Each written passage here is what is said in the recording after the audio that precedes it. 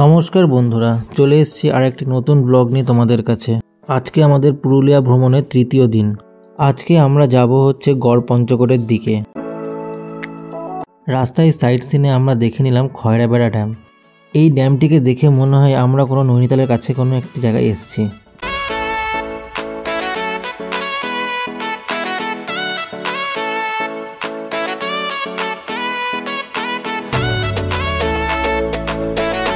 এটি হলো পুরুলিয়ার সেই বিখ্যাত গ্রাম মুখোশ গ্রাম বা চরিতা গ্রাম।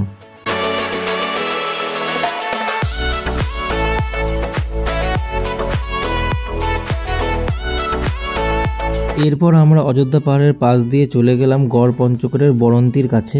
এটি হলো মহুলবন হিল রিসর্ট, যা বরন্তি লেক ও বরন্তি পাহাড়ের পাশে অবস্থিত।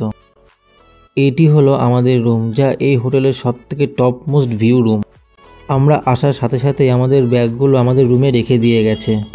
আর এটি হলো এই রুমের বাথরুম, যা খুবই পরিষ্কার।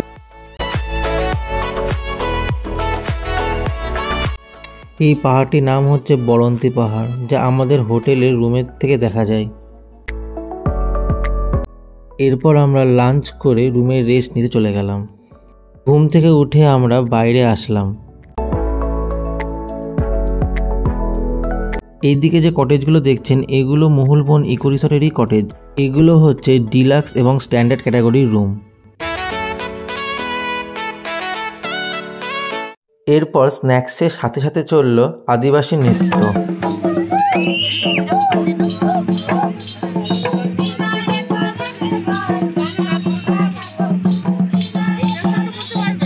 এখানে যেসব টুরিস্টগুলোকে দেখছেন তারা সবাই আমার সাথে ঘুরতে এসছে এখানে।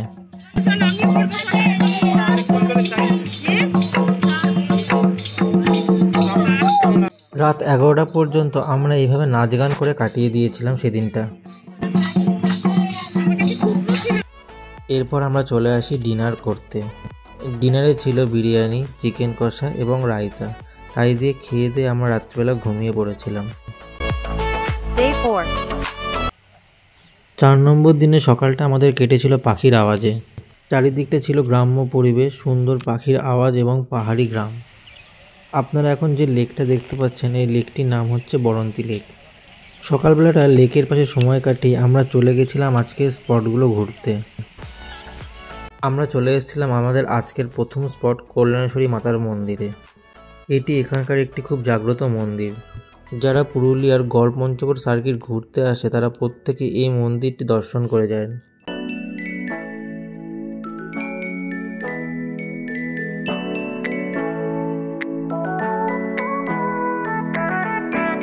মঙ্গলবার দিন হওয়ায় সেদিন মন্দিরে খুব ভিড় হয়েছিল। এখানে দুটি লাইন করা হয়েছিল, একটি হচ্ছে পুজো দেওয়ার লাইন এবং একটি হচ্ছে দর্শনের লাইন। এখন আমরা ঘুরতে এসেছি মাইথন ড্যামে। এই যে সব পুজো দিয়ে কল্যাণেশ্বরী টেম্পল থেকে সব বেরিয়েছে এখন। আপনারা এখন যে ড্যামটি দেখতে পাচ্ছেন সেটি হচ্ছে মাইথন ড্যাম অথবা ডিবিসি ড্যাম, যা ভারতবর্ষের দুটি স্টেট পশ্চিমবঙ্গ এবং ঝাড়খণ্ডকে ভাগ করেছে। এই ডিবিসি ড্যাম প্রতি বছর 1050 মেগাওয়াট ইলেকট্রিক প্রডিউস করে। আর এখন যে জায়গাটি দেখছেন সেটি হচ্ছে এই ডিবিসি ড্যামের পাশে একটি ডিয়ার পার্ক।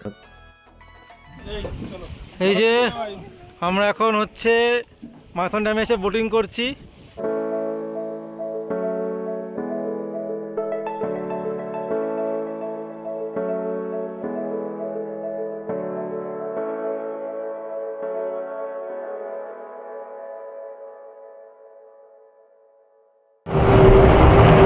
এখন ঘুরতে যাচ্ছি আমরা।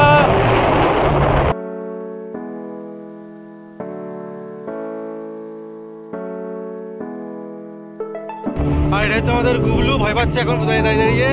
এখানে এই দ্বীপটির নাম হচ্ছে উল্টো চামচ দ্বীপ। আর এদিকে যে দ্বীপটা দিচ্ছেন সবুজ দ্বীপ, এটা। বাকি ওদিকে অনেক ছোট ছোট দ্বীপ আছে আরো অনেক।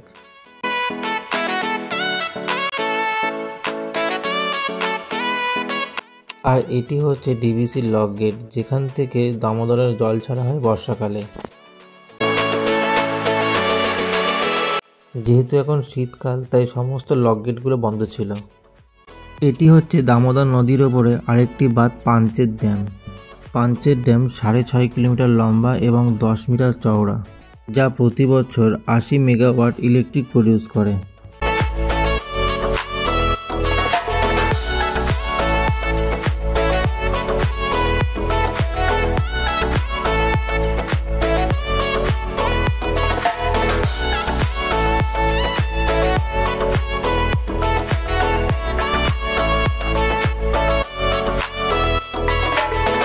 এরপর আমরা হোটেলে এসে লাঞ্চ করতে বসে গেলাম। এরপর সন্ধ্যেবেলা স্ন্যাক্স দিয়ে গেছে চিকেন বারবিকিউ আমাদের কাছে। আমরা স্ন্যাক্স শেষ করে চলে গেছিলাম ছৌ নাচ দেখতে।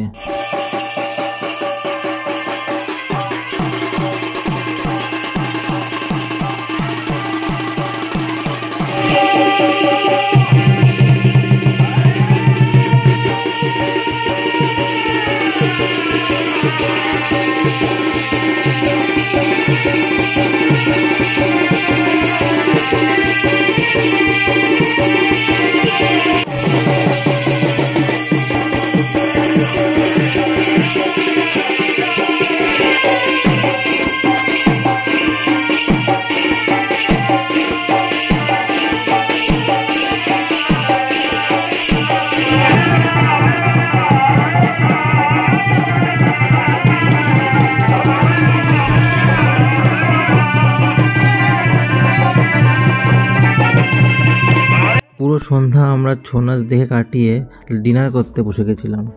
ডিনার করে আমরা সবাই সবার রুমে ঘুমিয়ে পড়েছিলাম। Day 5. এখন আমরা রুমে চেক আউট করছি। এই রুমের ফ্রন্ট ভিউ এমন, খাটের পুরো পাশ দিয়ে এই রুমের ভিউ। আর এইদিকে হচ্ছে এমন টাইপের, ওই যে আমাদের গাড়ি দাঁড়িয়ে আছে, এই যে গাড়ি। আর এই যে আমাদের ড্রাইভার, লাস্ট দিনের ড্রাইভার দা হাই বলে দাও। এটি হলো গড়পঞ্চকোটের পঞ্চরত্ন মন্দির, যা রাধাকৃষ্ণের মন্দির নামে পরিচিত। এই মন্দিরটি স্থাপন করেন গড়পঞ্চকোটের রাজা সিংদেও। কথিত আছে রাজা সিংদেও ছোটনাগপুর রাজবংশ থেকে বেরিয়ে এসে এই গড়পঞ্চকোটে একটি রাজ্য স্থাপন করেন, যা 1750 খ্রিস্টাব্দ পর্যন্ত স্ট্যাবলিশ ছিল।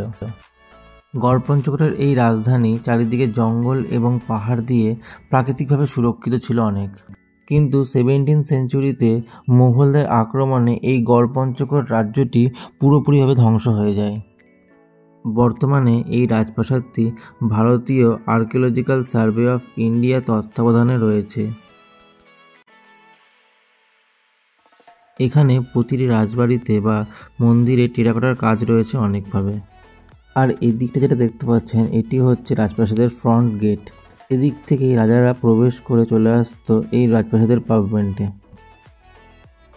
দেখতেই পাচ্ছেন রাজপ্রাসাদটা কতটা জায়গা নিয়ে তৈরি হয়েছিল। এখানে যে সিঁড়িটা দেখতে পাচ্ছ, এখান থেকে রাজপ্রাসাদের উপরে ওঠার রাস্তা ছিল। এখানে যে ভাঙা অংশটি দেখতে পাচ্ছেন, এটি হলো একটি ওয়াচ টাওয়ার, যা রাজপ্রাসাদের চারদিকে 4টি ছিল। আর এদিকে আছে ওয়াচ টাওয়ার, এই সামনে এখানে পাহাড় আছে, এবং এদিকটা আছে সেই পঞ্চরত্ন মন্দিরটি। আর এখানে যে মন্দিরটি দেখতে পাচ্ছেন, এটি হলো একটি শিব মন্দির। এখন মন্দিরটি প্রায় ভগ্ন।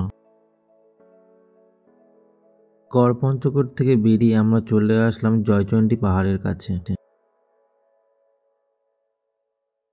এই পাহাড়ের কাছে প্রতি বছর শীতকালে একটি মেলা বসে।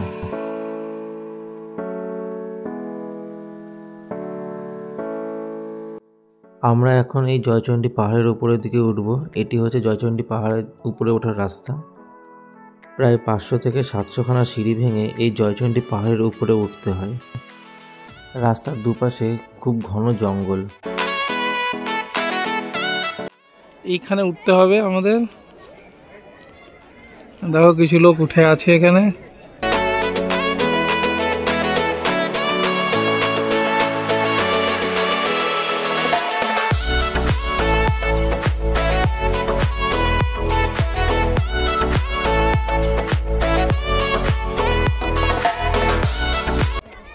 আমরা এখন এখানে আছি, এই রাস্তা দিয়ে যেতে হবে। পাহাড়টির নাম হচ্ছে সোমেশ্বর। এটি একশিরা। আর এটি হচ্ছে সেই বিখ্যাত জয়চণ্ডী পাহাড়, এবং এর পাশে সবথেকে বড় যে পাহাড়টা দেখছেন এটা হচ্ছে যোগেশ্বর পাহাড়। 1857 এডিতে সিপাহী বিদ্রোহের সময় ইংরেজরা সমস্ত বন্দীদের এই পাহাড় থেকে ফেলে দিত। এটা হচ্ছে জয়চণ্ডী হিল থেকে ফেরার পথে আদ্রা স্টেশন থেকে ট্রেন ধরার পূর্বে আমরা এই স্বর্গদ্বার পার্ক গার্ডেন রেস্টুরেন্টটায় ঢুকেছি। এখানে শুনেছি সব থেকে ভালো খাবার পাওয়া যায় নাকি পুরুলিয়াতে। আর এদিকটাই হচ্ছে বসার জায়গা যেখানে খাওয়া দাওয়া করা হয়। আর এখান থেকে সেই জয়চণ্ডী পাহাড়টি দেখা যাচ্ছে। দেখুন, আমি জুম করছি এটাকে একবার। দেখুন ওই গাছের পিছনে ঠিক ওখানটাই জয়চণ্ডী পাহাড় দেখা যাচ্ছে। আর এদিক যেটা দেখতে পাচ্ছেন এদিকটা হচ্ছে বড় একটা পার্কের মতন জায়গা করা আছে। এরপর আমরা লাঞ্চ সেরে আদ্রা স্টেশনে চলে আসলাম। আমরা আজকে 12884 রূপসী বাংলা এক্সপ্রেসে করে চলে যাব বাড়ির দিকে। এটি হলো আমাদের বাড়ি ফেরার সেই ট্রেনটি।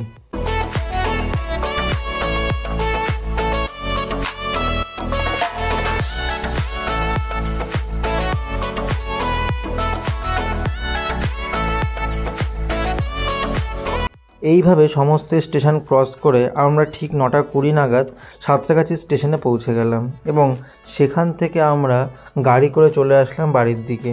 সেই ভিডিও আর করা হয়নি আমাদের। পুরুলিয়ার এই ব্লগটি কেমন লাগলো অবশ্যই জানাবেন। ভালো লাগলে লাইক, শেয়ার অ্যান্ড সাবস্ক্রাইব করবেন। ধন্যবাদ।